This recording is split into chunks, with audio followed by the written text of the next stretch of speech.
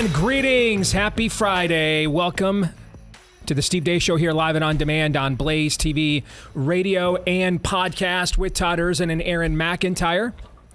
I'm Steve Deace, going to be joined by our good friend Tim Young here in just a few moments for the Deace Group. First of all, I have to tell you, the interview we did yesterday with Newt Gingrich, a couple housekeeping items before we get started. The interview that we did yesterday with Newt Gingrich, man, we got a ton of response to that. And a lot of you really appreciated that opportunity to just sit down and pick his brain for about 90 minutes and let him drop some knowledge on us. And so thank you for that. And I passed those regards along to the former House Speaker as well. Also want to thank Charlie Kirk, Lucas Miles, Sloan Adams, and the team over at TPUSA and TPUSA Faith for being a very gracious host for yours truly out in Phoenix earlier this week. And we had a tremendous event at Dream City Church. I want to thank the Barnett family and everybody out there for hosting us as well.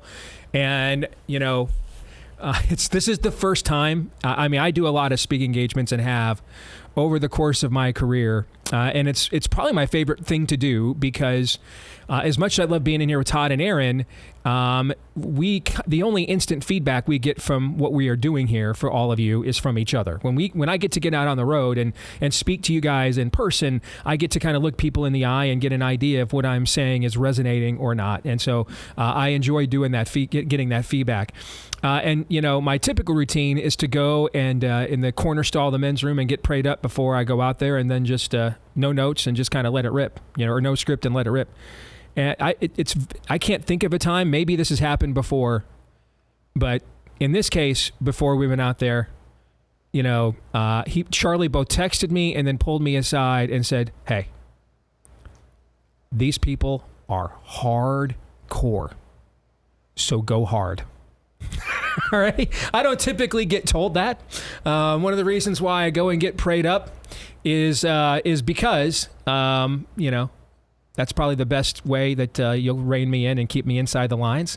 I didn't know what to do with right before heading out on the stage being told, go hard. Okay, that's not typically the message given. Well, it's a little bit like when we invite Tim Young to the Deace Group. We ask him the first question, then our teeth are on edge, wondering what is going to be said next. Right? That's typically the reaction that happens. That is typically the reaction when I go out on stage. Right? For the first few minutes, everybody's regretting, did we invite the right guy? Should we have done this? Okay. So it's rare to be told, hey, these people are hardcore. Go out there and go hard. But they were great, and it was a tremendous event.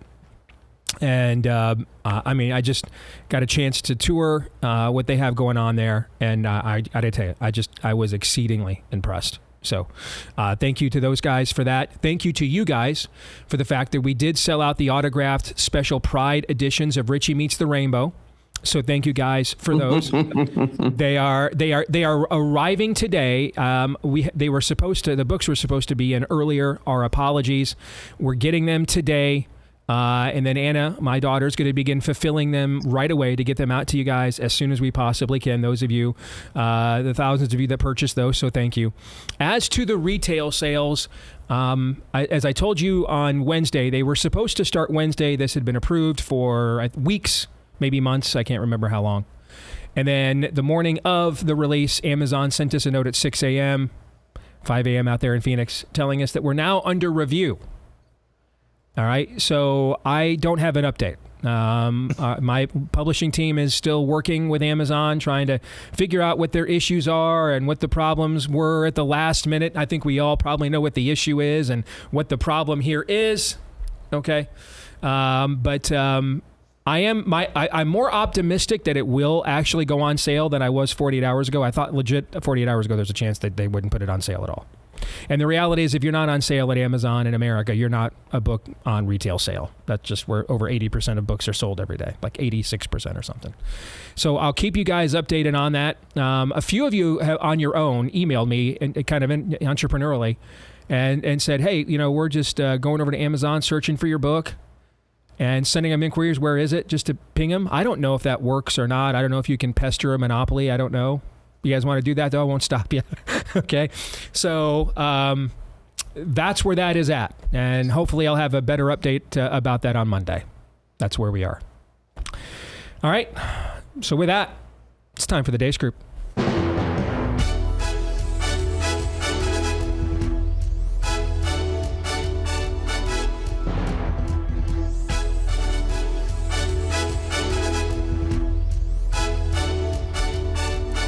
There he is. Say hello to Tim. Good to see you, my friend. Your weekly look at the week that was begins, as it always does, with issue 1. Bleep, Lord Nefarious says.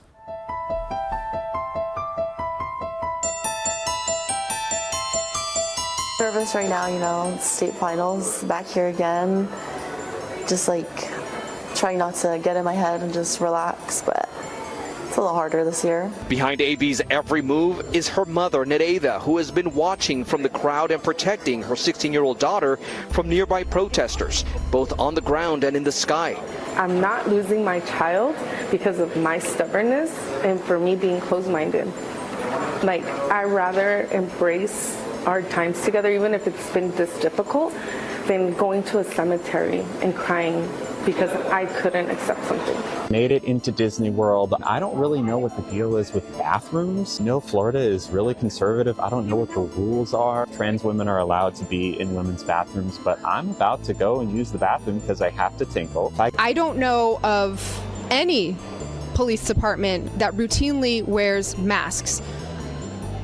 We know that there are other groups that routinely wear masks. NSC 131 routinely wears masks. Mayor, just to clarify, are you comparing ICE, you said, to NSC 131, the neo-Nazi group? Are you comparing them to a neo-Nazi group?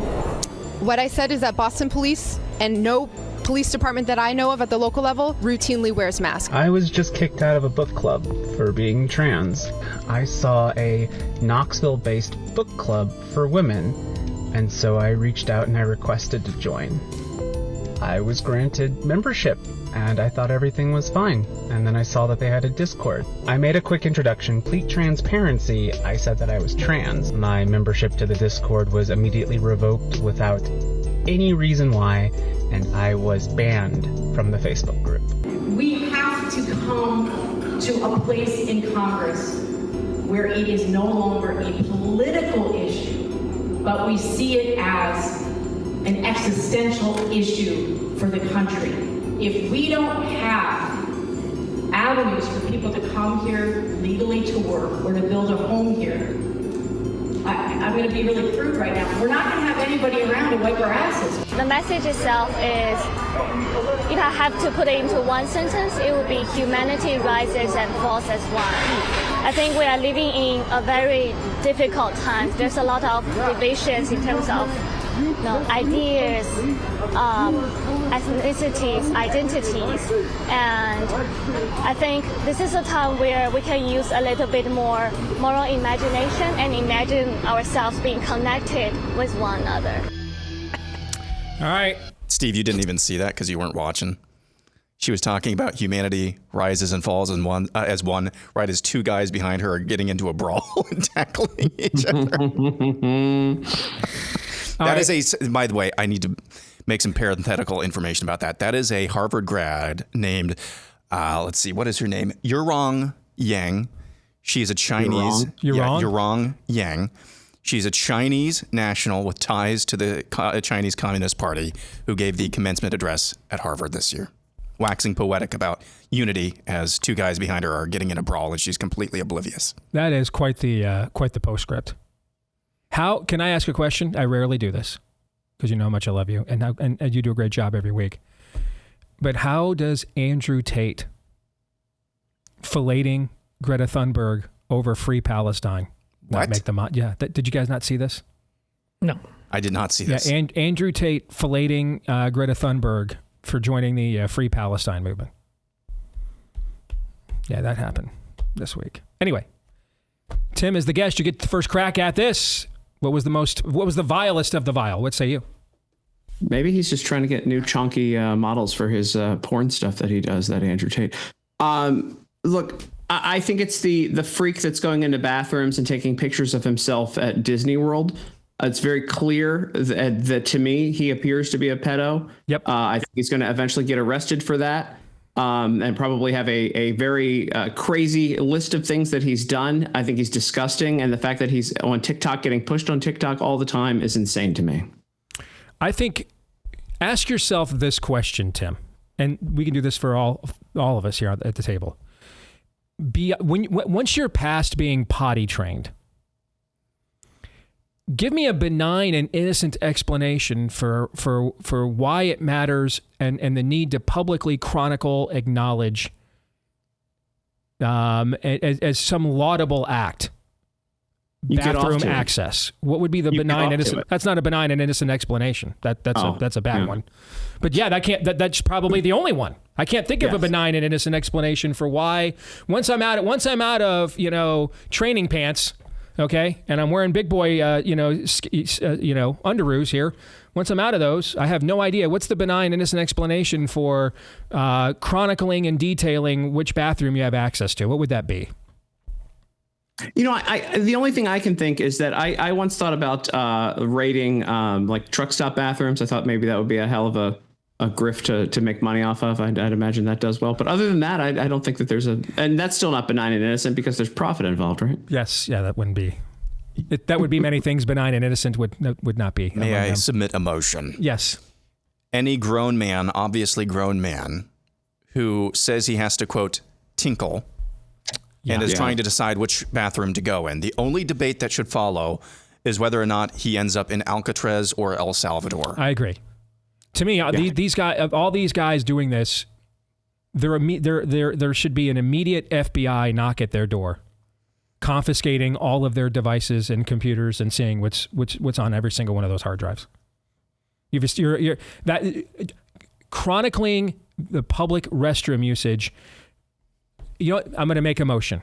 Publicly chronicling your bathroom usage is automatic grounds, prima facie evidence that all of your electronic devices should be instantly seized by your either local Department of Criminal Investigation or the FBI, and all your hard drives searched for illegal, obscene, incriminating information. All in favor? Aye. Fair. Aye. Just automatic. It's just an automatic outing of yourself. Oh, I'm good with it, but this is a guy who goes into bathroom over and over and over again. He hasn't been smacked around once, not once. He knows the game. He knows the game. That right now up in Minnesota, state championship being won by a dude, NFL taunting you all week with gay propaganda. He knows there's no men. I mean, this is what. My worst of the week, though, is the people of Boston. Because your mayor, Michelle Wu, she protects guys like this. Your mayor, Michelle Wu, thinks just like that clown representative from whatever state said, hey, being completely honest here, we need the brown people to wipe our asses. Michelle Wu, you elect. The people are the problem on all of this. I can't stand that guy. People have tested me on this my entire life. I promise you, I find that guy in my daughter's bathroom, I'm beating his ass. Why aren't you? That guy knows you won't. You got other stuff to do. Mm-hmm. You have NPR. Your whole life is an NPR dulcet tone. It's your fault. Is it Ethel? Ethel. It is Ethel. I want to just make sure that Ethel at Right Wing Watch knows. Don't. I know he's wearing my name on his shirt. Don't confuse that. Thank you for covering it. ERZEN, just like it sounds. Erzen. All right, but not very zen. ERZEN. Aaron. I mean, for months now, there have been protesters, pro-Hamas orcs on campus saying from the river to the sea. I mean, they're just flat out calling for genocide. Maybe Ethel should check into that first.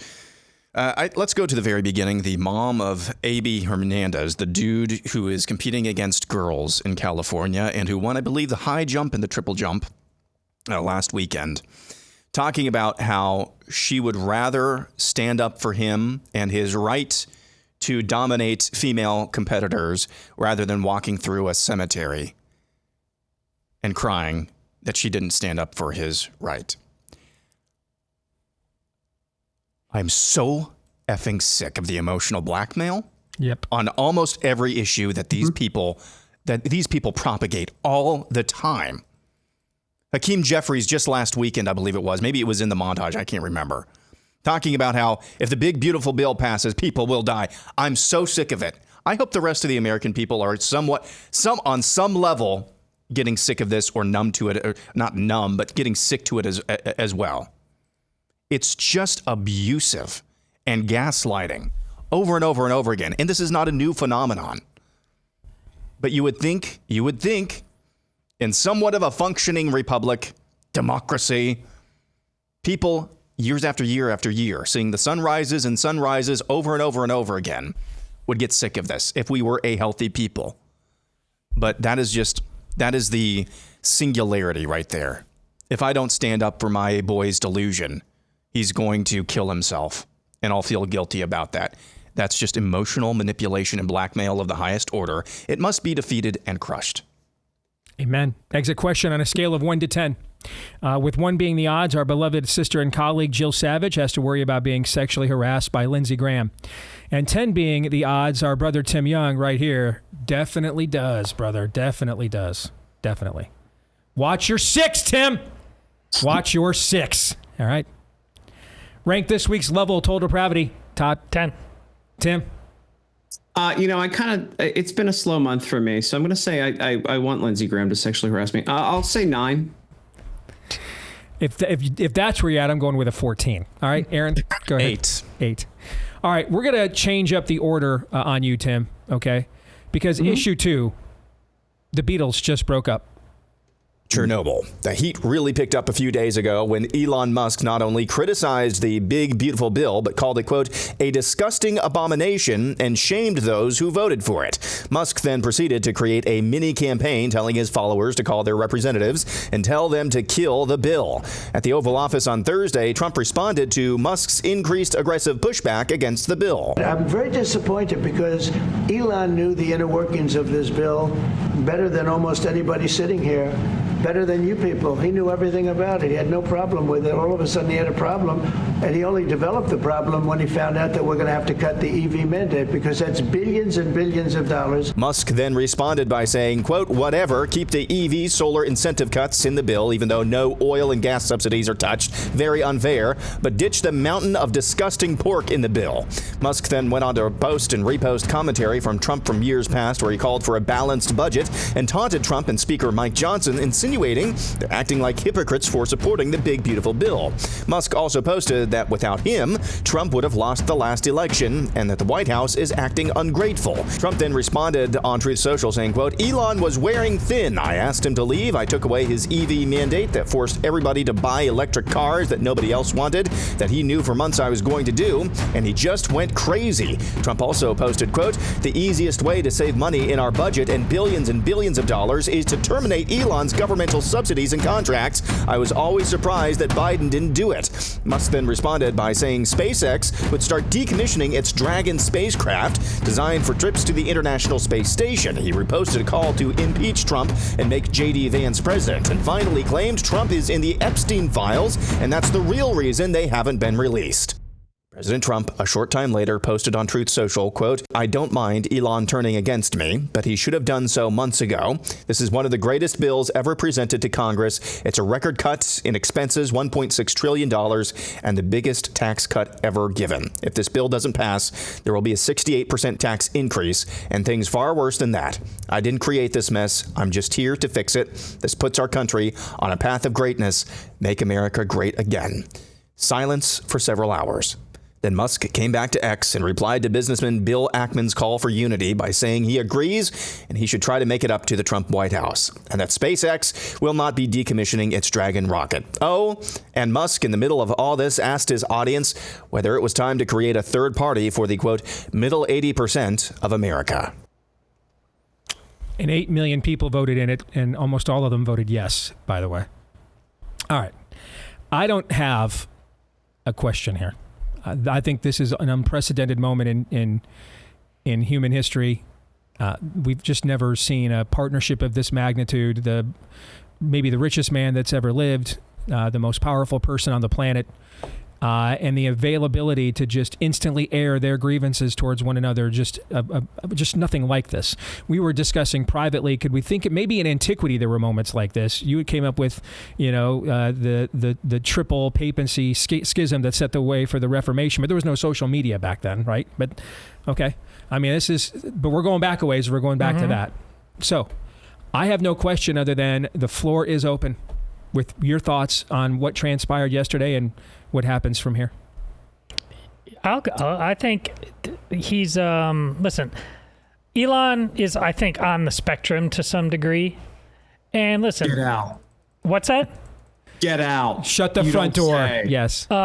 So listen, I think, he just reached a point. He's like, I gave you X. I did Doge for you, and all I got was this lousy T-shirt. I think he just snapped.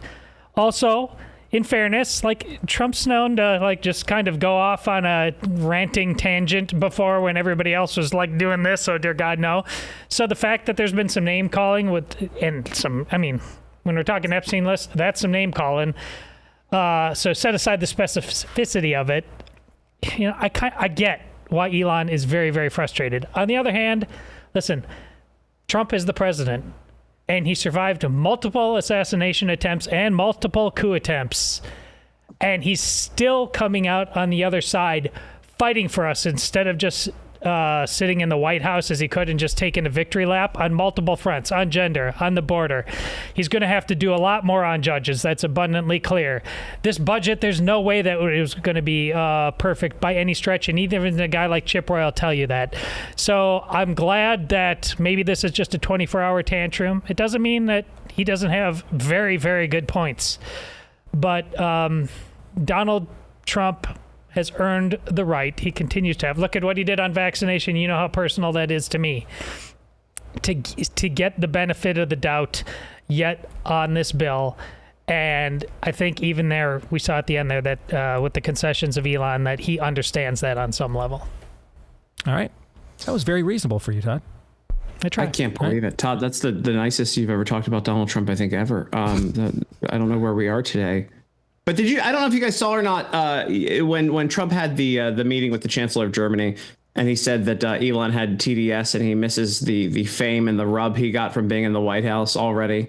That was kind of, they were taunting each other all day long. To me, and this is what I speculated to my friends, and I mean this very seriously, I wonder if Elon didn't give one of his $15 million offers to some Trump female or some member of the family, and that's what set this whole thing off. I know it sounds crazy, but it's just I don't understand why these guys hate each other all of a sudden. And it's more than just an argument over the bill. When it got personal, when he's saying that Trump is in the Epstein files, people are like, oh, that might be 4D chess to get things released. It's not. There's not 4D chess here. It's just people fighting. So I just don't understand why they would do this with each other. And certainly there are a lot of people on the internet who took sides. It's really fun on X when you see these people who make thousands and thousands of dollars every month taking Elon's side because they know where the paycheck comes from. So it's just kind of fun to sit back. I think both guys are in the wrong, but I just wonder what really set it off. What was the straw that broke the camel's back? Hopefully it wasn't ketamine. I think a lot of people are wondering because this thing went 0 to 60, faster than even one of Elon's rockets, frankly. All right, Aaron? So from the Elon perspective, here's kind of my hypothesis. So I think we'd all agree to what degree, I don't know, but we would all agree that Elon Musk, whether it was the biggest degree of buying X or whether it was his contributions in terms of his PAC down the stretch and vote chasing, what have you, Elon Musk had an impact on the 2024 election. And there can be some debate how big of an impact that was. So I think let's just state that for a fact. He did have an impact.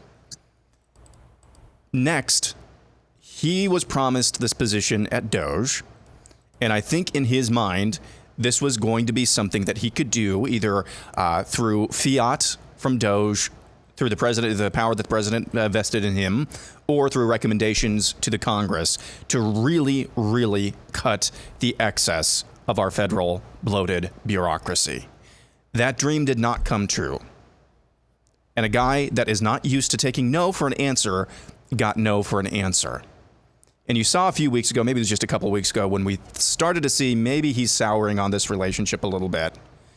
His first response was to say, now that I've been in here, I'm paraphrasing, now that I've been in here, basically our only solution is massive growth for this country in order to curb the deficit. So I'm going to work on my companies full time to try to achieve that the best way I know how. Okay? That I'm going to try to use my massive companies to increase the United States GDP. That's how I can best serve this country. A couple weeks later, with those two things, I had an impact on the election. I was told no, basically, at Doge. And now it's my job again, somehow, through my companies to save this country, when I just did a lot of heavy lifting. To what degree? We can debate that.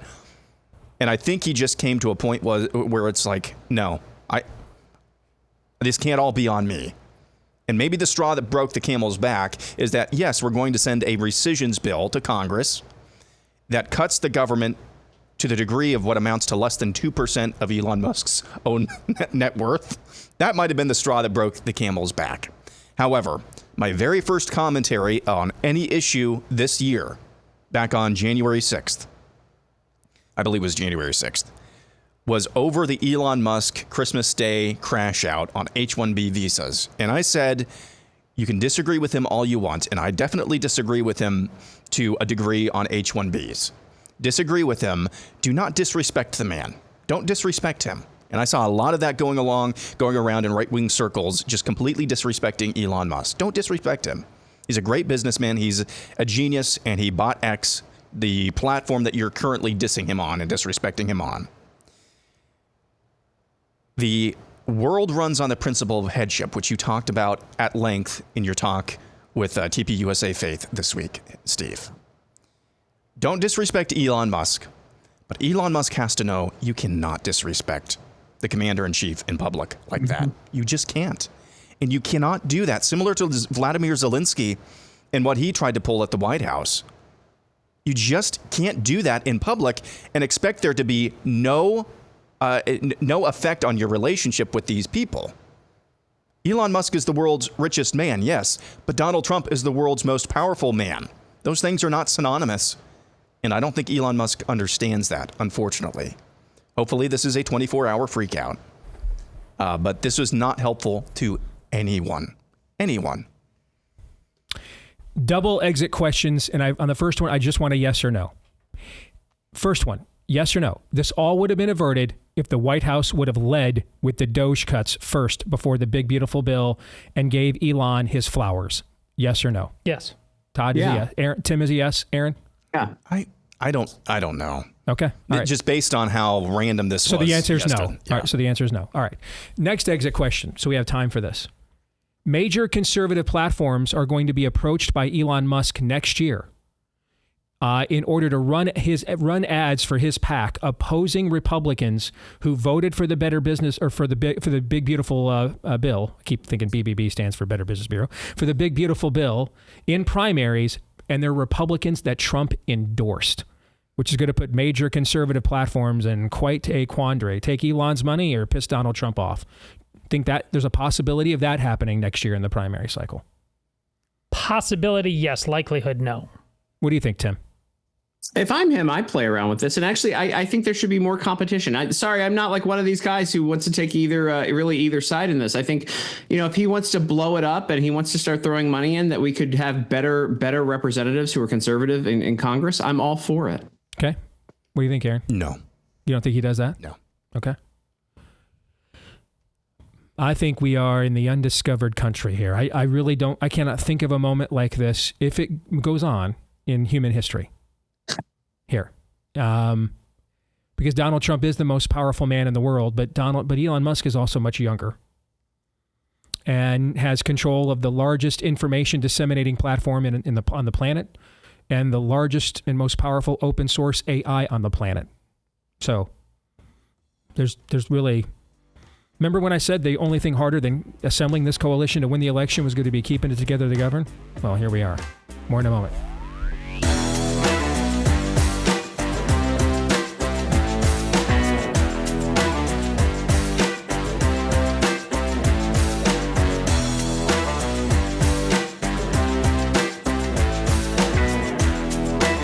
All right, back here on the Steve Deace Show, and if you've not yet made the switch to Patriot Mobile, what's holding you back? I mean, you get outstanding coverage that all the communist companies provide without having to give them your money anymore. You are part of a company with a customer service team that actually is from America that you can understand. And they have an outstanding customer service team at that. They will customize it for you as best as possible. Keep your phone, upgrade your phone, keep your number, switch your number. You get a free month of service to get you started with the promo code Steve at patriotmobile.com/Steve. Maybe, though, you're thinking, I'm locked into these contracts right now, man. It's going to be too expensive to get out. Maybe not. Because Patriot Mobile also offers a contract buyout program for new customers up to $500 per device. All right, so now's the time for you to fully get involved in the parallel economy with a company. As I've said before, I speak all over the country, and there are all kinds of events I go to. Patriot Mobile is one of the sponsors, so I've seen it with my own eyes. They do take the profits you give them and reinvest them prophetically back in to your values that they share with you. So make the switch today.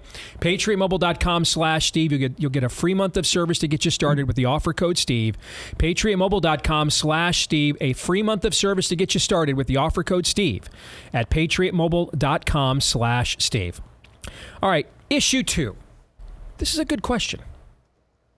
As we await the fate of the big, beautiful bill in the U.S. Senate, let's take stock of every major piece of legislation this Congress has accomplished since President Trump took back over in January, and we're done. With that as the backdrop, here's the question our guest Tim Young asked this week. Quote, there's nothing stopping Republicans, who are in the majority in both houses of Congress, from passing any and every bill to codify Trump's agenda. Nothing. So why aren't they doing it?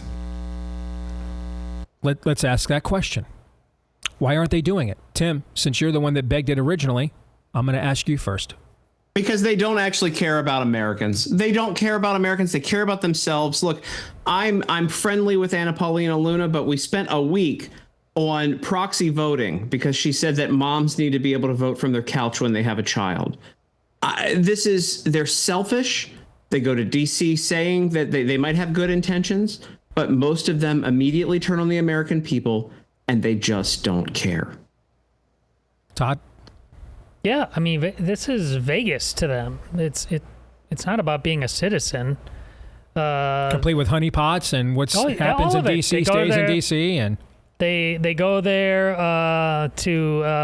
for K Street. First of all, they have a OnlyFans mentality, a TikTok.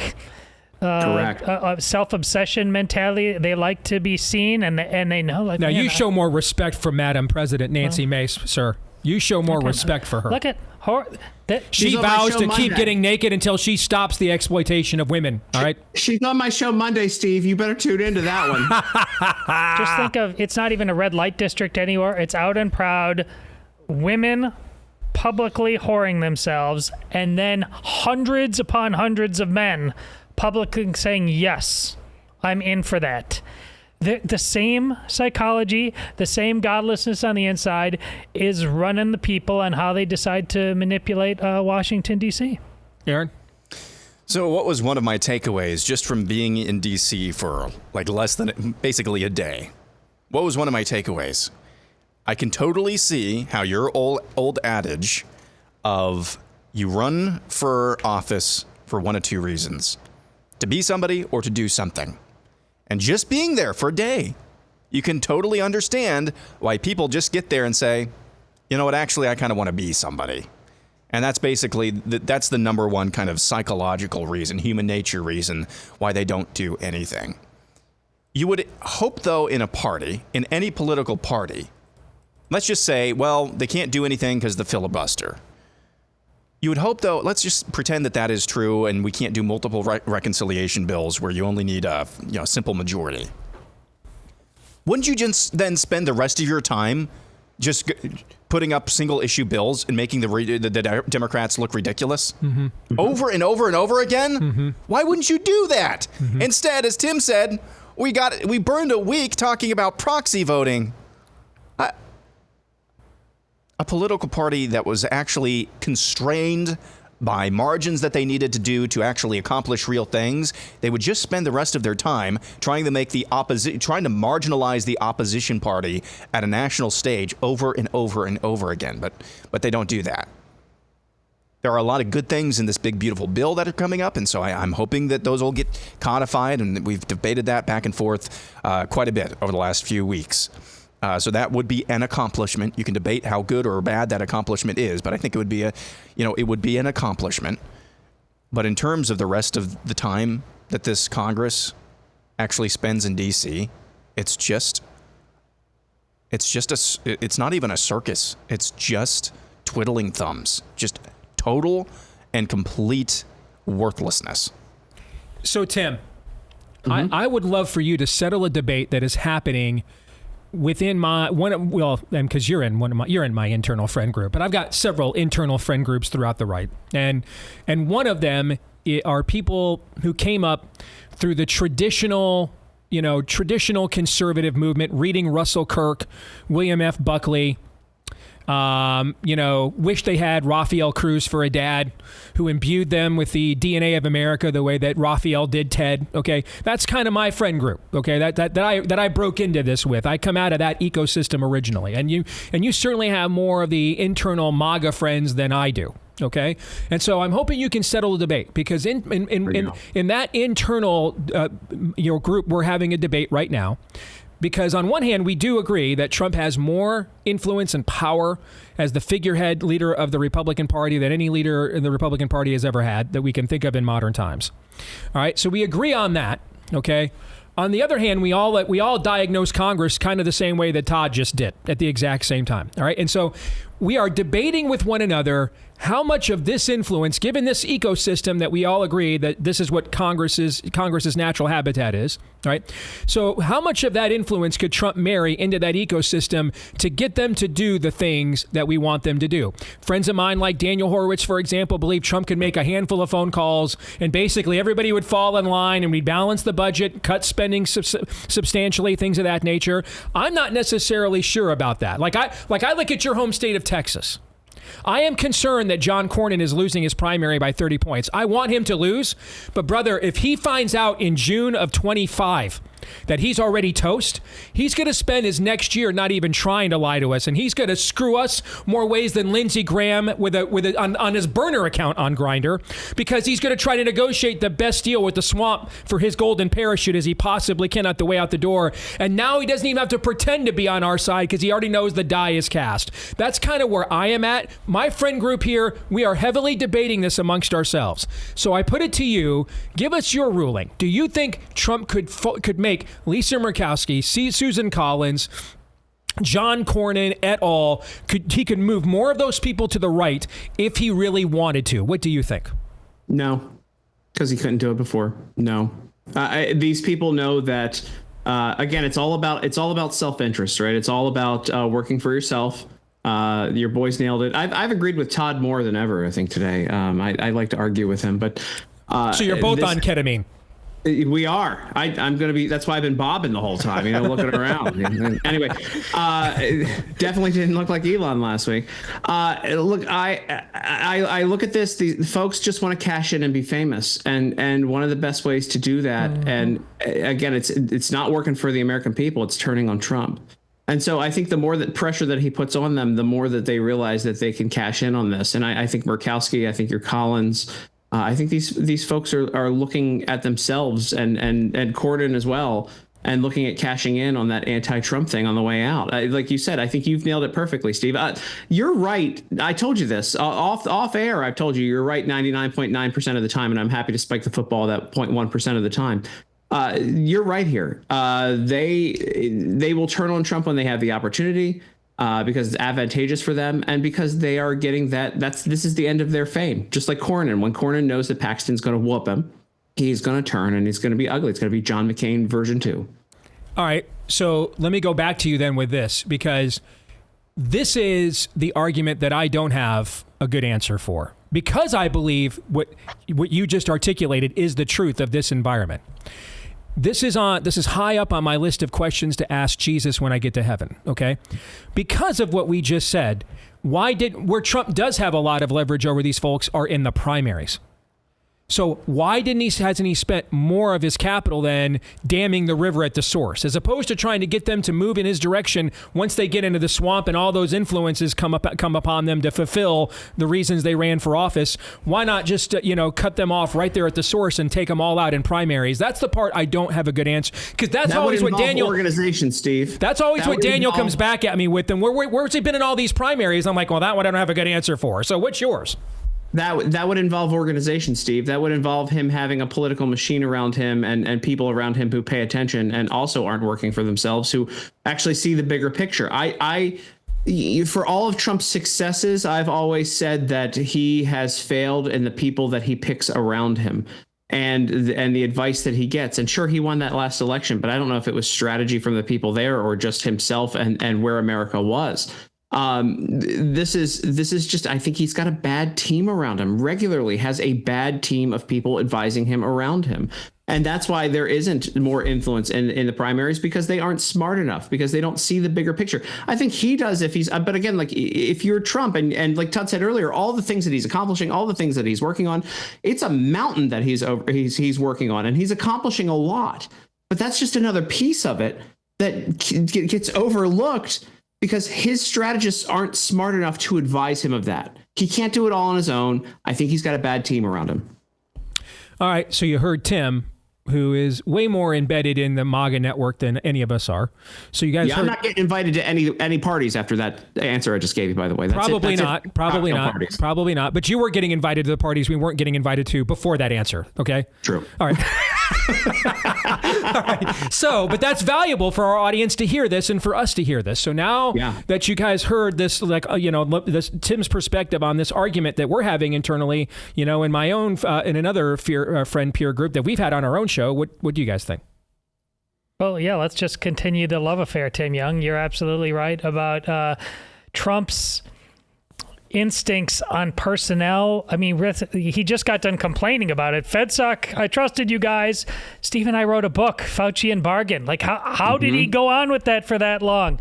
I mean, it's one of his Achilles heels, undoubtedly. And it maybe a lot of it is he's really, and Steve said this about him because you've met the man in person. He's really actually a pretty darn nice guy who just knows how to flip a switch and go on stage and do the thing. But I think people have found that, you can, when you get to know him personally, you can kind of play him a little bit. Aaron? The dichotomy with Donald Trump is that you can actually influence him if you would like to. It could be one day, depending on who actually convinces him or is in his ear the last, he could endorse somebody absolutely terrible. But if you make a reasonable case for somebody who's actually really good in a primary, there's a good chance that he might endorse that person too. So it's not, I think we always do ourselves a disservice with this man to completely write him off for all time on all issues. He's rigid on every single, he's not. He can be convinced one way or another. Sometimes that works out really, really well for people like us. Sometimes it really, really irks people like us. I would much rather have these conversations than the conversations we were having 20 years ago, or 20 years ago with George W. Bush, where he was basically evangelicals' permission structure for voting for whatever the hell neocon policy that we got over that eight years. That's a good point. So there are some wins. There are some things that are very annoying that some people would characterize as L's, but he's not just rigid all the time on all issues and all people. Let's do a yes or no question for the prospect of time here as an exit question. Yes or no? Do you believe a majority of congressional Republicans really want to be in the majority? Todd? No, I think your instincts on like that, which would go back decades, are probably right. That life's better in the minority? Yeah. Tim? Again, it's a little longer answer here, but a famous wrestling promoter, Eric Bischoff, used to say, the money's in the chase. No. Great reference. Aaron? No. All right, so let's go back for our kicker topic. Let's go back to the Musk conversation. Let's say Musk is going to get his hands dirty here and spend a little coin, which is couch cushion money to him. $500 million to take out a bunch of Republican congressmen is literally couch cushion money to him. Okay. So if you could pick one rhino for Musk to primary out next year, who would it be and why? Aaron. Oh, good grief. That's a, let's go.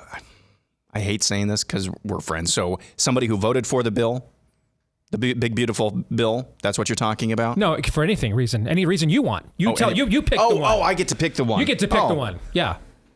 And we're running out. We're running short. Yes. Okay, yes. That's a good answer, by the way. Aaron or Todd. Suzanne Collins, because to beat somebody, you need somebody. We just got done talking about that. And then they have Lauren Libby. Oh, okay. What about you, Tim? Dan Crenshaw. That's a great answer. That's a good answer. That is a good answer. All right, let's get to predictions. Aaron, go. The big, beautiful bill will pass with very few alterations, if any, and the events of yesterday basically cemented that. Todd? Aaron Rodgers recently came out and said, mentioned not playing women's sports, but as part of the agreement to get off the pot and rejoin the NFL, he is proudly going to come out as trans. I love this. I love the cynical, the nihilism of that. It's the GayFL now. All right. Tim, go ahead. Now that you reminded me, I'm going to slide into Jill Savage's DMs this week.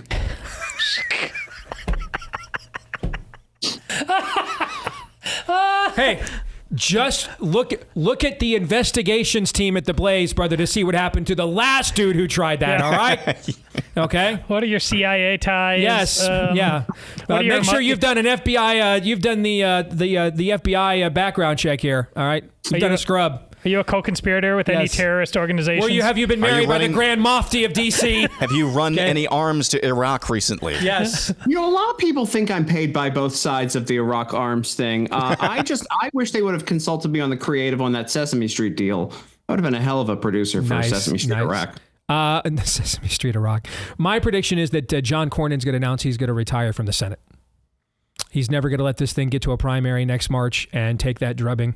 He'll just announce his retirement and is already, I hinted at this earlier, dude has already had all the calls with all the people, the interests that are going to be giving him his golden parachute. And I think that's in the bag. See, I hope he turns on us like the way you're worried about. God bless you, Texas. You need to learn that lesson. We need to make Don't Mess with Texas great again. We have to. No pain, no gain. Yeah. That is like Todd Erzin's mission statement. No pain, no gain. Drink the vinegar. Yes. Tim, good to see you as always, brother. Take care. Okay. Thank you. I'm making that prediction happen right now. Nice. Nice. All right. Your feedback is next. Stay tuned.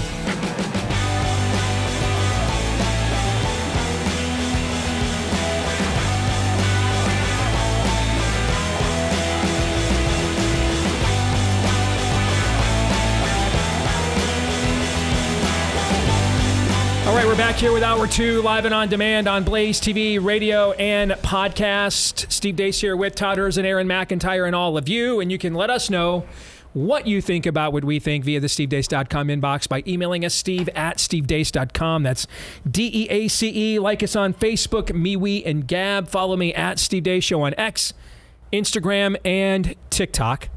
And then also, you can make sure to subscribe, please, to our new YouTube channel. We still need to keep that going. Kick that into gear, please. At Deace Show on YouTube. That's at Deace Show on YouTube.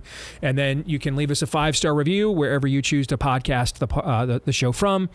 Thank you so much. We have gotten tens of thousands of those. We'd love tens of thousands more. And then hit subscribe, or if you're tuning in via Apple iTunes, follow. And that way you know that every time we drop a new episode of this show, it shows up in your feed every single time. And thank you if you've done that for us too. All right, thank you to our friends over at Fast Growing Trees. Did you know they've got the biggest online nursery in the U.S.? Thousands of plants. How many? Well, over 6,000 plants to fit any space, from indoor plants to fruit trees, full-size privacy trees, and more. They've got a 14-point quality checklist that ensures you're getting the best quality plants possible. Each plant is cared for individually based on their needs.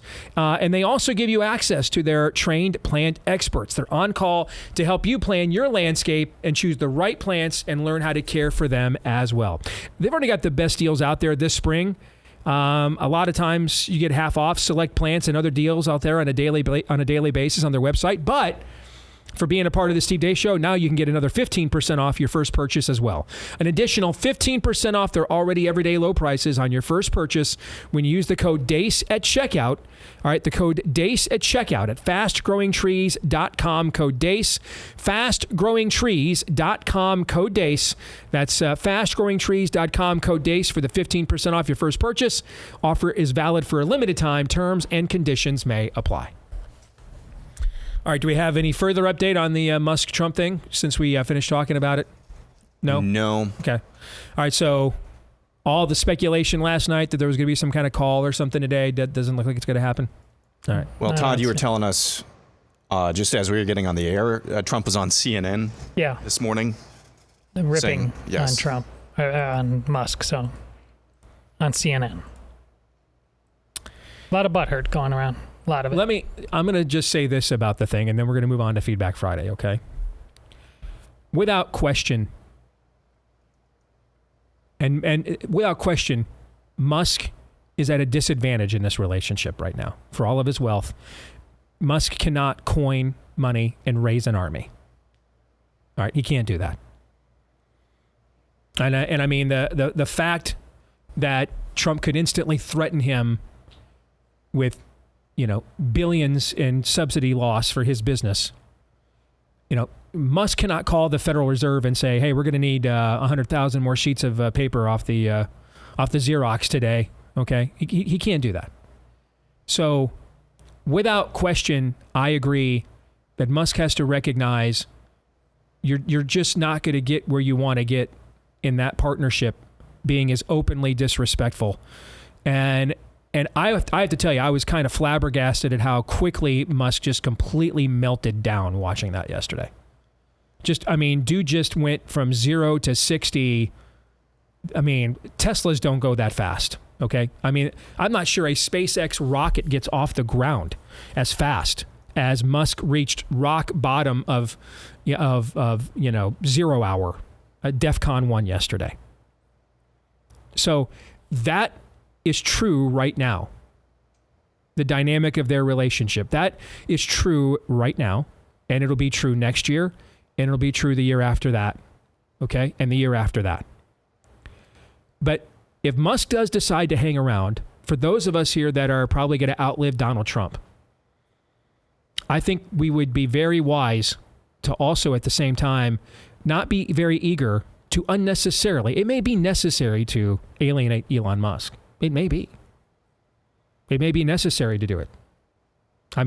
We might be watching his Lex Luthor character arc unfold right now before our eyes. Because I happen to believe that, the story, Aaron, you've told us for years about your first puppy as a kid. Yep. And it was just an adorable little cuddle puppy, right? Yep. And then it got its claws into a bunny in the yard one day and got a taste for blood, and it was never the same again, right? Basically, yeah. It got a taste of blood. And that's wasn't domesticated anymore? Nope.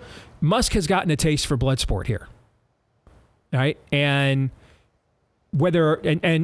he does own the largest platform for sharing information that the world has ever seen in X. He is the current owner of the largest open source educator, really, the world has ever seen in Grok AI. And we're at the nascent stages of Grok AI, by the way, in all AI.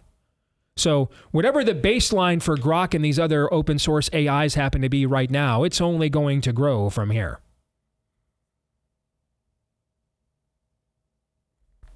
I don't think he will go away. Quite the contrary. I think we're way closer to watching Elon Musk negotiate peace deals, 7-year peace deals. Okay? I think if you get the reference I'm making, I think we're way closer to that, folks, than Elon Musk just deciding, well, I gave it my best shot, okay? Back to ketamine, the harem, and making rockets. Because here's the thing, he can still do all that with the taste of blood in his mouth. Like a Lex Luthor, Elon Musk is his own platform.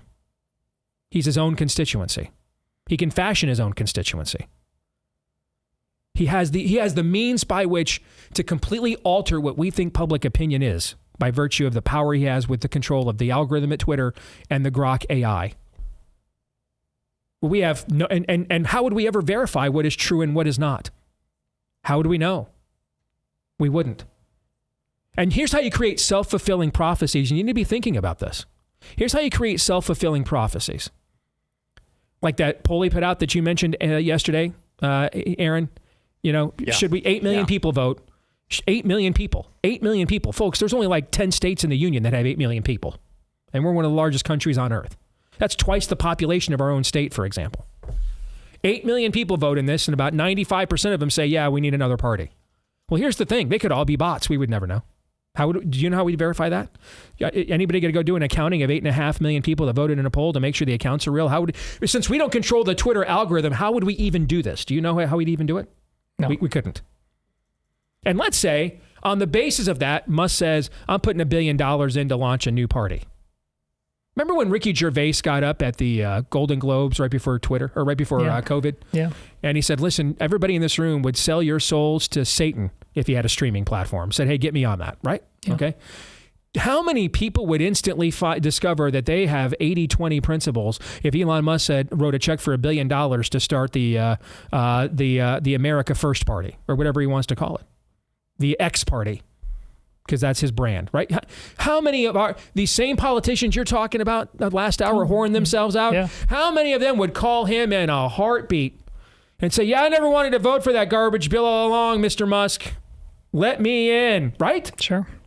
And now all of a sudden, we have no idea if it's just all 8.5 million bots that voted in a poll, or people that we have no idea if he can log on to our accounts and have us vote in that poll, and we just don't even know that we did it. We have no way of knowing. There's almost no take it from someone that got censored by X and censored by YouTube and censored by Facebook and now can't get his book published on Amazon. All right. There's no oversight of these companies at all. None. We have no clue what they're doing behind closed doors and no way of really even knowing. They're all Standard Oil. But with technology now that has our data. Imagine if Standard Oil was what it was 150 years ago, but had the keys to all your cars. That's what these tech companies are. They're Standard Oil, but they have our data. We have no idea what they're doing with it, what they're making it look like we're doing with it. We have no idea. All of a sudden, though, he puts $1 billion down to say we're going to start a new party. People line up to get a suckling spot on that teat, right? Mm-hmm. And even though the whole thing was fake and the whole thing was code and the whole thing was bots, in 48 hours, it's the most real thing we ever saw. He can create his own self-fulfilling prophecy. You see where I'm going with this? Lex Luthor is his own constituency.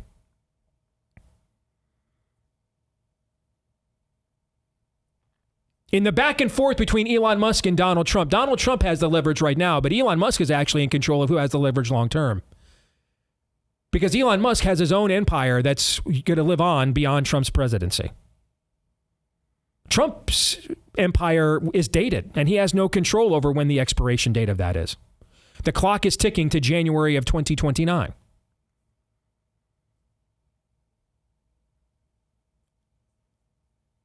So it's dumb. The memes are already funny, I must admit. Okay. The Babylon Bee headline, Trump gets America during the week and Elon gets it every other weekend and on holidays. Okay. It's already dumb. Tim Young is right. It was just male ego. And how many times you guys heard me say there's no more destructive manifestation of human sin ever unleashed on the globe than the fragile male ego, right? Mm-hmm. And what you can get a glimpse, brother. You got a full Monty gobble of that yesterday with Musk and Trump, okay? So right now, I agree, the president has the leverage in this relationship, but he's not going to be president forever. And I don't think Musk is just going to take his ball and go home. He may choose to go home for a little while and then come back. Like when? When the current president's term limited out of office and can't be president anymore. So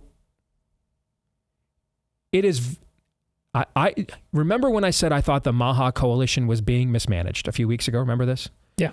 And that they should have taken all they had to do was take the shots off the market right away And that would have bought them some time to figure everything else out. You know, they've got layers of bureaucracy it takes to do anything that they have to replace. That's not going to happen in 90 days, okay? But they could, and notice how all the tensions within Maha have all simmered down since they took the shots down. You know what I'm saying? I mean, the internal fighting and bickering has gone from a 9 to a 3, maybe. No, for sure. Okay? By the way, you don't want a movement where there's no internal fighting and bickering either. That's a cult. Okay. So a good healthy movement's going to be somewhere between a 3 and a 5, like all the time. All right. Accessing itself, being self-aware, healthy competition. Okay. Teams of rivals. You don't want to be at a 0. You know who's at a 0? Hale Bopp. Hale Bopp's at a 0. No, you don't want to be at a 0. Okay. So a good healthy movement's at a 3 or a 5. You don't want to be at a 9 though either, because that's when you're the Spider-Man gif and then people just start pointing guns instead of fingers at each other at that point. And that's where kind of we were about 3 weeks ago, right? Yeah. The Musk coalition thing has been mismanaged. If I really believe this, if they just would have rolled out the Doge stuff first, and if John Thune and Mike Johnson want to be the bad guys, then the tension that Elon Musk has is with them and not with Trump. You see what I'm saying? Okay? Yeah. They should have just rolled out the Doge cuts first and given him his vote, because he did earn that. I happen to agree more with Trump on the big, beautiful bill than I do with Musk. On the fight they're having on the debt and the bill, I'm more on Trump's side than I am on Musk's. But what Musk did earn is his flowers. He did earn that. Trump would not have won without Elon Musk. That's not the same as saying that Trump only won because of Elon Musk either. But he would not have, because that's not true either, but he wouldn't have won without him. And Musk did deserve better. And I find it curious. If there's one thing that Trump is better at than anyone on the right has ever been, it's the understanding of the patronage side of politics. And it's how he has created so much loyalty and has so much really unprecedented influence on the American right. Because he does understand that politics ultimately comes down to rewarding your friends and punishing your enemies. He gets that. Why that wasn't done here, we'll never know. And it could end up becoming a mistake that probably won't cost Donald Trump very much. He's 78. He's already president. It's his final term. But those of us who are going to be here long after Trump is gone, it could turn out to be very costly to the rest of us.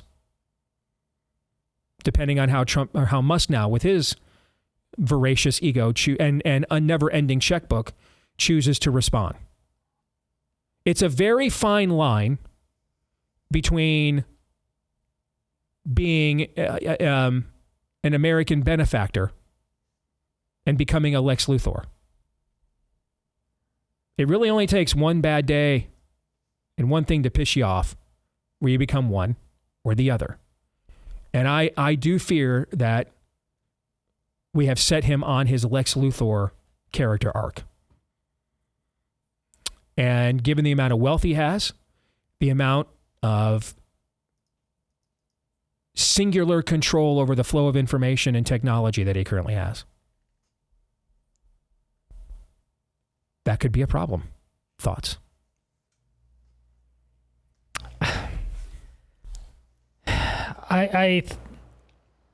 Most of me just wants to wait for a couple days, and because that's probably too easy, but I do think we need to, because things can be so ridiculously fickle in this modern age.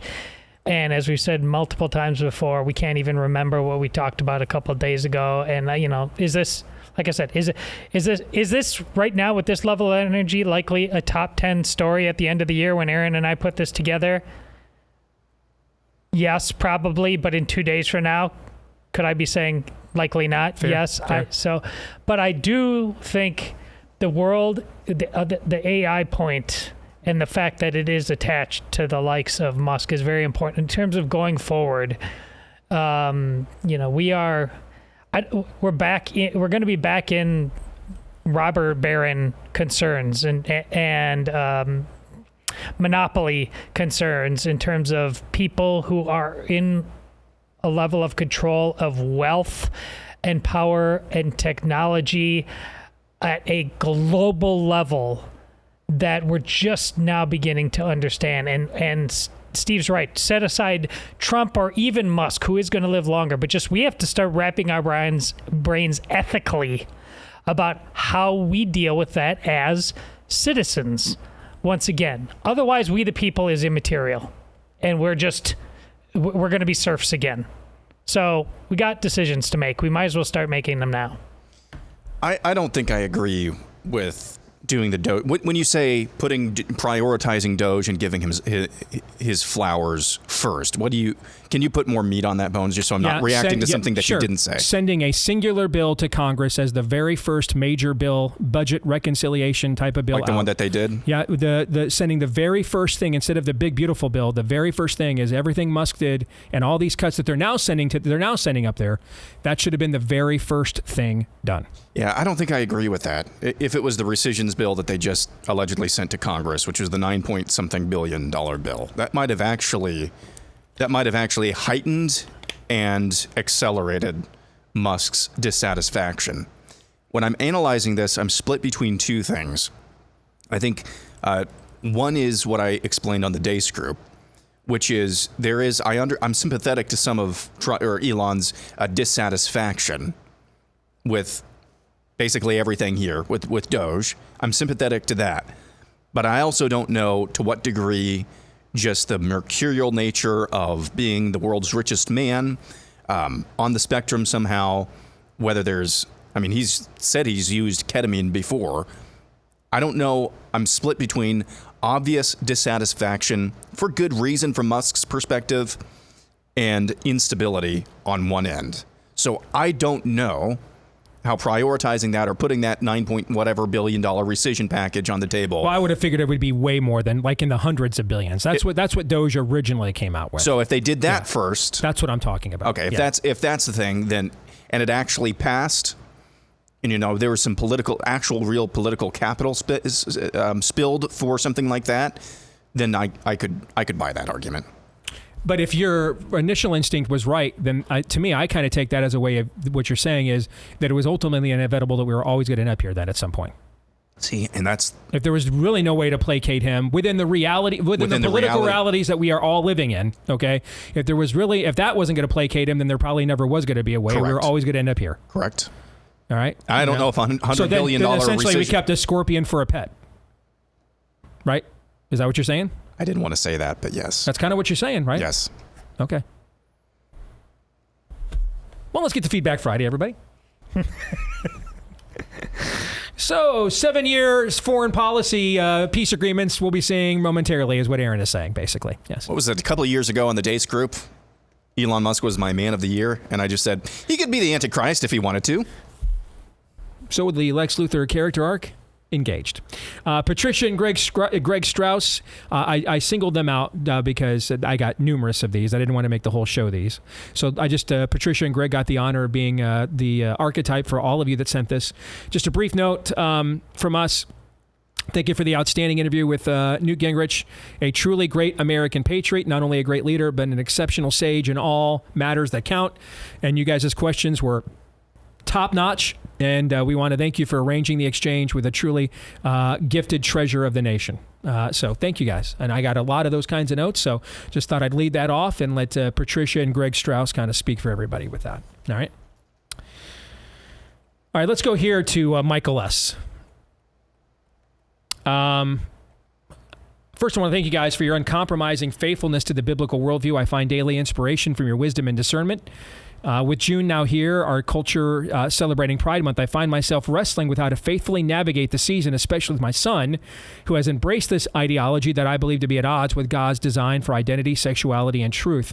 My son was raised in the church, but though what I believe to be the evil indoctrination happening at our universities and peer pressure, he's kind of fallen prey to the rainbow jihad. A few years ago, my son launched a nonprofit youth performing arts group. This is an activity that has historically been popular with the gay and trans trans community, and consequently some of his staff and students follow and or support this lifestyle. I have so far been active in supporting his group with my time, talents, and money, but I've become increasingly uncomfortable with the group's public and overt expression of support for Pride Month and its associated agendas. I've expressed my discomfort directly to my son. I've told him I fully understand and support his desire to treat everyone with respect, but I feel that such overt public expressions of support for the Pride agenda, his organization, by such public expressions, overt expressions of support for the Pride agenda, his organization is alienating people who believe as I do. I simply ask that he consider maintaining a neutral stance on his social media platforms and not engaging in public and overt expressions such as these. I've also advised that I may no longer be able to continue my personal and financial support of the organization if they can't maintain that neutral position. I want to walk in both truth and love, to remain faithful to Christ without compromising biblical convictions, while also extending grace and compassion to my son, his staff, and the students.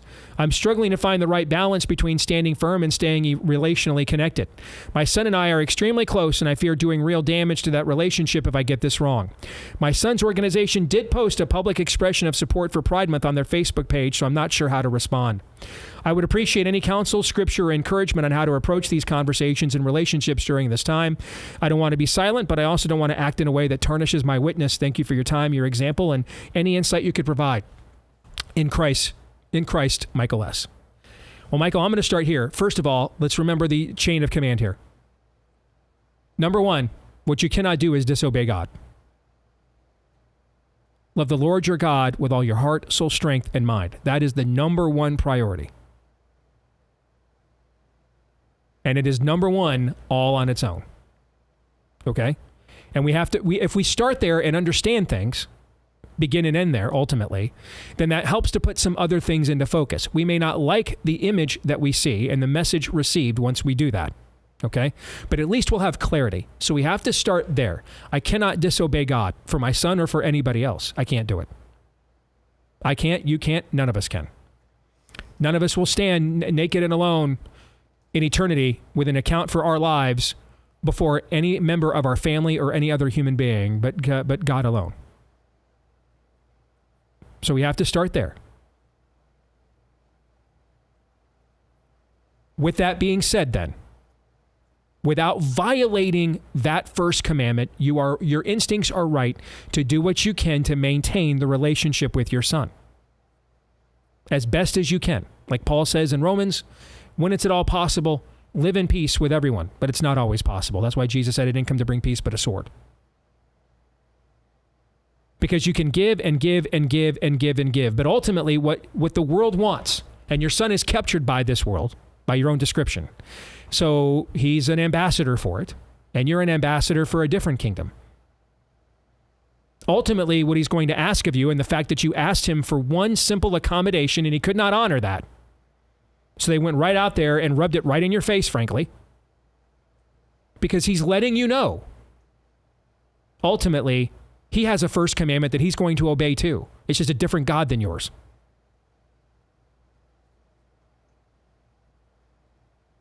Now, this may seem like I'm setting you up to draw some kind of hard line. Not necessarily. I'm just saying you need to understand that the hard line's been drawn against you. And I'm saying this to everyone within the sound of my voice that is in this position right now. Because if you don't understand that, here's how this ends. This ends with Todd and I debating whether you can lose your salvation on the show again. Were you never really saved, and so you just exposed that when the heat came on? Did you walk away from your faith? That's how this ends. You think your son's soul is at stake, so is yours. You need to understand this. Okay? If you fall prey to the emotional blackmail, you will betray your Lord. I promise you will. Because that's the intent of the emotional blackmail. Now, you need the comfort of understanding that you're not permitted to do that. And there are things that your son or other people may ask of you that you have no more permission to do than you would have permission to just go out, grab some old lady and run her over with a truck. You can't do these things.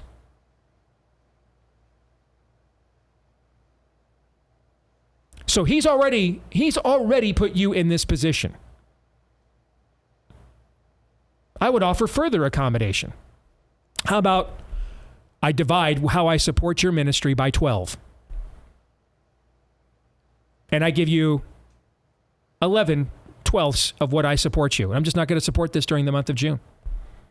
And we'll just have to agree to disagree June 1 through June 30th. You do you, I'll do me, and the Lord will determine which one of us was right at the end. You could offer that. I have no problem with that. Anybody have a problem with that? No. Okay. I'm not against continuing to offer further accommodation. But you need to understand the offer has to be accepted. It's a two-way street here. And often when you turn onto Tolerance Boulevard, it's a one-way street. And frankly, your son has already violated some of this by this act. Couldn't restrain himself or his organization for just a minute. They couldn't wait to jump on the Pride Month grenade right as everybody else is jumping off. So I would keep offering accommodations that also, though, do not put you in a position where your son asks you to choose him or God, because he won't like that choice if you make the right one. He'll really like the choice if you make the wrong one. When you won't like it, though, is when you reach eternity. You won't like that choice. And then Todd and I will be arguing about whether you lost your salvation or were never saved. We'll have that argument. That's how that ends.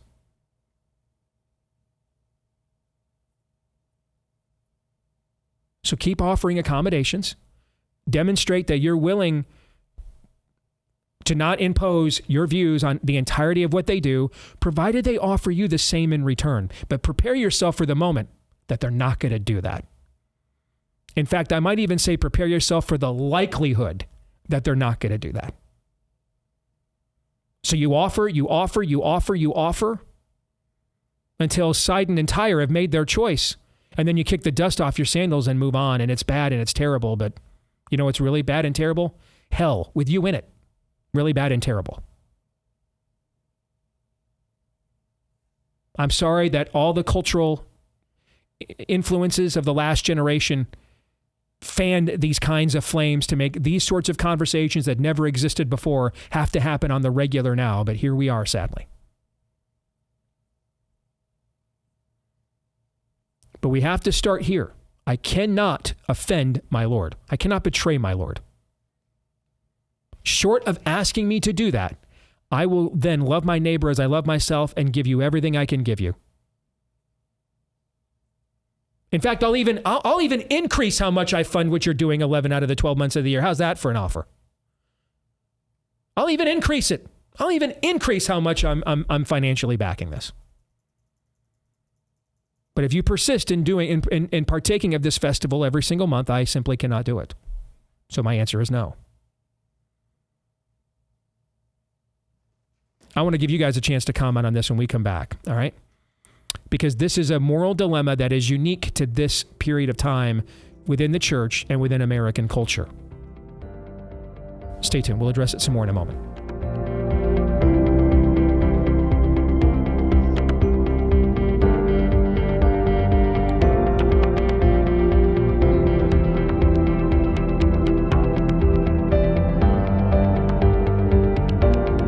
Hey, did you guys remember we had Julio Rosas on here from The Blaze a couple days ago talking about the new explosive investigation we just dropped over at Blaze TV about what really happened with Derek Chauvin, George Floyd in Minneapolis, talking to Minneapolis police officers and more. You can get about the first 10, 15 minutes or so for free on YouTube by searching Blaze TV Minneapolis. But if you want to see the whole thing, and you do. If you want to see the whole thing, you've got to be a Blaze TV subscriber because this thing is jaw-dropping. You don't want to miss it. So right now, go to blazetv.com/Deace, blazetv.com/Deace. Use the code DACE at checkout. All right, and you'll get $20 off an annual subscription to Blaze TV. That reduces it down to about $8 a month, 26 cents a day. All right, for a year, so that you do not miss this landmark reporting from Julio and the rest of our team here at The Blaze and all of the other exclusive commentary that we do daily here at Blaze TV. BlazeTV.com/Deace is where you want to go. All right, use the code DACE for the big $20 off discount. Is your promo code DACE at BlazeTV.com/Deace. All right, we left off Feedback Friday with a note from Michael, who is unfortunately in the crosshairs that too many believing families are right now, with a younger generation captured by the spirit of the age, particularly on rainbow jihad issues, and how to navigate that. His son has essentially a performance troupe, a nonprofit, and the father, is a devout believer and happy to support it, even though him and his son disagree on certain things. But 1 month out of the year, this particular month, this keeps coming up. And he specifically asked his son, hey, if you guys would just stay neutral on this, I'm happy staying neutral too. But instead, they pounced the minute that the clock turned June 1. All right. And so what do I do here? What do I do? And I kind of laid out some of my thoughts here during the last segment. Todd and Aaron, you guys have had a few extra minutes to think about it as well. What do you say? Well, you said you were trying to negotiate this because, and I think I'm quoting directly, you have a close relationship with your son. Mm-hmm. I'm just going to say it's pretty clear based on your own testimony, it's not as close as you think it is. And this is more important for you than it is to him. And you're a grown man, so is he. You're just going to have to figure that out. But the closer this feels to negotiating a teenage romance instead of two adult men just being honest with each other, that's a problem. This is one of those paradigms where the truth is very simple, but carrying it out is not easy. And I just want to go back and echo something that Steve said, which was the moment this even in your mind or in your actions or in your words, you start to feel some tension about disobeying your creator or friction with your creator, you've gone down the wrong path. On the same token, I don't see how there are no neutral spaces. If you believe Pride Month is something to be celebrated, if you're a person who believes that, every month is Pride Month. Because that is indicative of something with your soul. That's indicative of your worldview. So every month is going to be Pride Month. So you say you're close with your son. I think there are more fundamental conversations that maybe you need to be having with him about why he believes what he believes. Those are I think that's the conversation you need to be having, as opposed to trying to accommodate some months of the year or not this one. I think look for opportunities to have those conversations and hash those things out with your son. Because I'm just telling you, if we had a month that was shoplifting month, happy shoplifting month, do you think you're not shoplifting the other 11 months of the year? Even if you're not actively engaged in that activity, but you tacitly endorse it 1 month of the year, do you think that just goes away, the other 11 months of the year? What does that say about your view of the world? There's something deeply wrong there, misaligned. And those are the things you should be thinking about, as opposed to trying to feng shui your relationship this month of the year. Unless, I agree with that, but just to provide a perspective, because Michael's not here to have him give it to us. If you, the fact that there is this behavior simmers under that he is in opposition to, simmers underneath the surface, and he is not asked to affirm it 11 months out of the year. But this month out of the year, everybody decides, yes, you must be made to care uniquely. You see what I'm saying? Okay. And so that's what does heighten the tension. That makes it harder to love my neighbor as I love myself, because the other 11 months out of the year, I'm not being asked to flaunt this and subsidize this and put it right in people's faces. But this month out of the year, you're asking me to, okay? Right? Similar to, you can keep Christmas in your heart all year round, but we celebrate at a particular time of year that it uniquely has the revelry that goes with it at that time of year. Does that make sense what I'm trying to say? That this provides unique tensions. We're not talking about in-laws here. We're talking about a father and son. True. And I think what you're laying out is absolutely maybe better advice for an in-law type relationship or a broader family relationship, but we're talking about a father and son here. Fair. That's fair. All right. Adam Houck writes, you guys know how you advertise real estate agents I trust? It'd be nice to compile of churches I trust. Don't ask me. You don't. You don't want me to have that power. No one deserves to have that power. I get why you want it. Okay.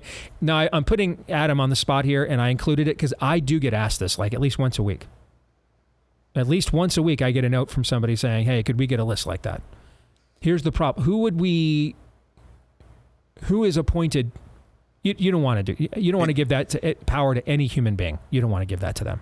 You don't. Let's pretend that there was a human being who, not Jesus, was actually trusted to compile a list like this. Here's the good news. The hosting costs for that website would be very minimal. Well, no bandwidth concerns? Nope. True. Tough but fair. Tough but fair. Tough but fair. No, I get the frustration, but you don't want to give human beings that kind of power. You don't want to do that. Okay. I mean, I can help you for generalities of what you're looking for, and it's a little bit like the old, Kentucky versus Sanford Supreme Court case from the 70s on obscenity. I can't define it, but I know what it is when I see it, right? Okay. You kind of know. And I will tell you, most of the time, not always, because I've had people give me specific situations and say, do you think I should leave my church? I'm like, based on what you told me, no. All right. That does happen. Okay. But I would say most of the time, not always, but most of the time. Now, what's most? 60%, 70%? It's more than 50%. I don't know how much more than 50 it is, but it's more than 50-50. Most of the time, if you have to ask, the answer is yes. Most of the time. Like in any human relationship. The reality is, if you got to walk up to your boss and ask him where you stand, if you have to ask, you don't want to know. You don't want to know. I mean, most marriages would be in trouble if you had to ask your spouse, do you find me attractive? Do you love me? If you had to ask that, you're probably not in a good. When do those questions get asked ever like in a good place? You know what I'm saying? I mean, we're in the middle of our honeymoon, wedded bliss. Do you love me? I mean, someone's drunk or is going to need to be. Okay? Most of the time in human relationships, if these kinds of questions require being asked, it's because they're not in a good place. When they are in a good place, we are inclined to offer up such information. You know what I'm trying to say? Is that fair? Yeah. Most of the time in an intimate human relationship, if you have to ask where you stand, you do not want to know. Most of the time. Similarly, most of the time you're like, is my church soft? I'm wondering if my church is soft. It probably is. If you're asking that, it probably is. Now, it's entirely possible you are, you're the one guy that Nehemiah calls and says, hey, bro. Okay? That could be you. All right? That could be you. That's why I didn't say every time. Could be you're overreacting. Okay? Could be that, you're obsessed with the so-called online discernment ministries. Or it could just be that your theology's reformed. Because if I get on charismatics for never taking out the trash, and they never take out the trash. I mean, like Benny Hinn, Creflo Dollar, and Jesse Duplantis, who's now having people chant him money or something. Those guys should have been, charismatics are hoarders. No trash ever gets thrown away. No trash ever gets thrown away. Reformed world. If it moves, it's trash. It's trash. Every day's trash day. Every day is trash day in reform world. Every day. Every day is trash day. There's a can on the curb, and if you have to ask, it's you. Every day in reform world. Every day is trash day. The charismatics will never take out the trash. Never. Oh, don't get us started. Oh no, we're not even done. Oh. Okay.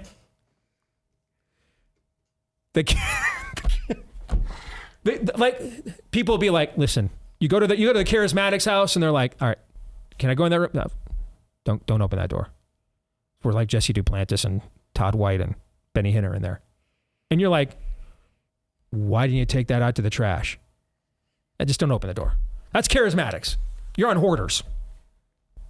If there was hoarders on the NRB network, it'd just be charismatics every episode. All right. But then if there were like real theologians, real discernment ministries of Orange County on NRB, it'd be all the reform people just taking the trash out every day. Everybody's trash. Everybody's trash. I look forward to the day the discernment ministries turn on Justin Peters. And now I'll get my own Steve Deace houses a Catholic on a show. He should not be followed. That'll be Justin Peters' next episode. Okay? True facts. All right? So all the reform guys do is take out the trash every day, and the charismatics don't take out any trash. All right? So unless you're really reformed, or you're the one guy Nehemiah would say, I really think you need to chill. Chances are, if you're wondering, man, is my church too soft? Probably the answer is yes. Fair? And tell Justin I said hello.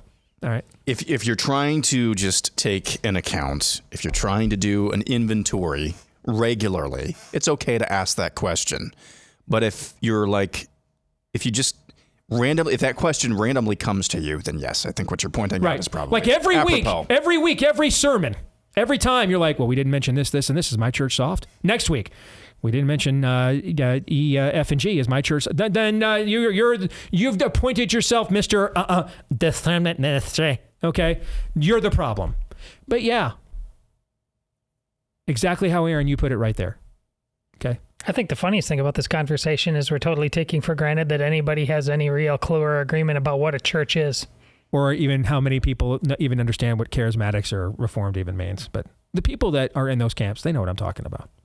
You charismatics know. And I go to a charismatic church, okay? I mean, you guys don't take the trash out. Take out the trash, all right? In fact, for charismatics, you know what? Since Adam Houck asked me to be Pope, here is my first edict. All right? For the charismatics, okay? You know how, like in your town, there's the all trash pickup day? Like anything, you could put like old appliances out on the curb, okay? You'll put anything out there, and it doesn't require an extra tag or anything. You know what I'm talking about, right? And you can put anything out there you want, okay? And they'll haul it away one day out of the year to let you essentially clean out, what you've been hoarding and storing that you don't need, right? You know what I'm saying? All right, I declare... since Adam has made me, all right, so before we can render which churches can be trusted, these two actions must be performed, okay? I do declare that for charismatics, the rest of the month of June will be all trash pickup, all right? You got that Todd White over there growing a third leg, okay? Throw him out, all right? You got Benny Hinn over here, doing one of these. He's got to go. Maybe you can borrow Trump's dump truck and his hard hat for the skit. Yeah. That would be nice. Well, you know what? Charismatics love them some Trump. So if he drives up in the dump truck, they'll actually take out the damn trash. They'll throw it away for once. Okay? So, load it up. All right? Regulators, mount up. All right, I want to see. I want every Assembly of God church in America. All right, and I want to see the pile of trash. Where the trash at? That's right. I want the trash. I want to see a pile of trash right out there. All right, it needs to be at least a city block of trash. Just take it out, throw it out, be free of it. Okay. Now, for you folks in the reform camp, so all the rest of June. The charismatics, all trash pickup, just empty the vault, gotta go, all right? Now for you reform folks, all right? You don't get a trash day for the rest of 25. For the rest of the calendar year 2025, no more trash. No more trash days. Get a little dirt on those fingernails. Maybe a callus or 3. Realize, man, my hands are kind of dirty too. Maybe I'm not as smart as I thought I was. Maybe I'm not the most pious person in the room. Ooh, look. Ooh, man. I missed a spot. Maybe I'm not all that. All right, so I want environment. I want the EPA showing up at every Assembly of God church in America because of the pile of trash that charismatics have not taken out for 30 years. But for you reform folks, okay? By the end of this year, when you guys walk around, I want it to be like, what's that dude in Peanuts who never took the bath? Okay? And everywhere went was like dust. You know what I'm talking about? Yeah. Okay. I can't remember his name. What was the name? Pigpen. Pigpen. Thank you. All right. For reform folks, Operation Pigpen rest of the year. At Christmas, for Christmas, I'll let you guys take out the trash. But for the next 6 months, all right, nice. You guys are going to deal with some clutter, going to get your hands a little dirty, all right, going to see some stuff underneath your nails, all right, maybe your ties, maybe you're going to, get out of whack, okay, all right, and you're going to live, like in a real world where people are sinners and cannot be perfect and are not just human, algorithms of systemic theologies. Have we alienated everybody yet? Do you think? No more declarations. I like how we tried, though. See what happens when you tune this? When you ask me to do this? I will be as dark and terrible as the dawn. All right? And that's why I work here. I love you guys. Have a great weekend. Although I think we're going to probably see a few of you on Monday when we come back after that. Something tells me. Until then, Romans 8:28.